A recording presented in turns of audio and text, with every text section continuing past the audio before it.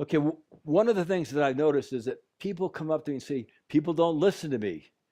And that approach told me that they don't understand the process of having people listen to them. So what they really got to understand, the first step in having people listen to you is to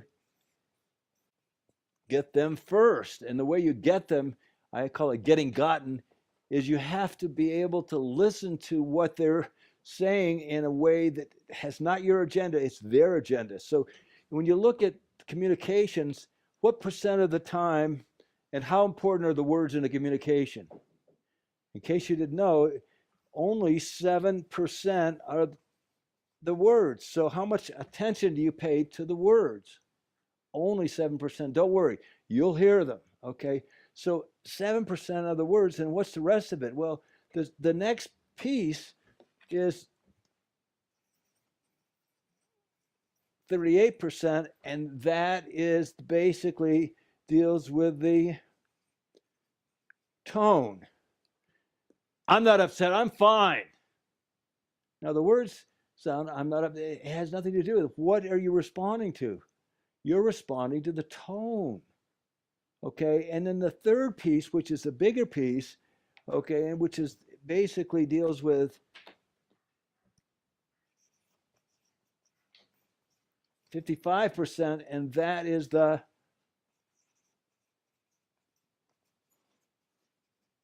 body language. And so when you start to look at this stuff, that's your face. When somebody's sitting here with their arms crossed like that, that's a very defensive position, okay? Well, you watch their eyes, are they squinting? Is their head moving? Is it regulating with you or not? If it stops, that means they're not listening. They're not tracking. If their legs are crossed, see, all of that deals with the body language. And so you've got 55% of body language, 38% is the tone. Now, those two things are far more important than what is being said. So the very first step in getting people to listen to you, you first have to listen to them and get them to the point where you understand what they're doing. Now, there's another piece to this, and that deals with understanding the energy that surrounds the whole thing. You'll feel it. I mean, I'm sure almost every one of you have had a feeling of energy. When you've been in a room, you can feel it, or you've been with somebody, you can feel with the energy. And so you've got to be way awake to the energy. Now, what's going to happen is if you do this correctly and you listen to the tone and you look at their body language and you keep listening. And so if somebody says, I'm upset because of blah, blah, blah, blah, what you want to do is you repeat it back to them, whatever they said, not in their words, but in your own words. And then you say, did I say that correctly? Is that your issue? And if they say yes, is there anything I left out? And if they say yes, then you repeat that. And if they say no, then you say, so basically what you're saying is blah, blah, blah, blah. What this does, two things. One is that they get heard, and two, the second thing that happens is it gives you time to really reflect. Okay, and then what you want to do then is once you've got them to know that you heard what they said, which is only what? 7%.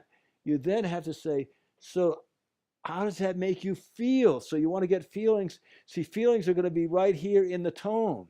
And they're going to say, I'm upset, da, da, da, da, da, da. And so I can understand if you feel like that, it must be horrible. Then you just listen.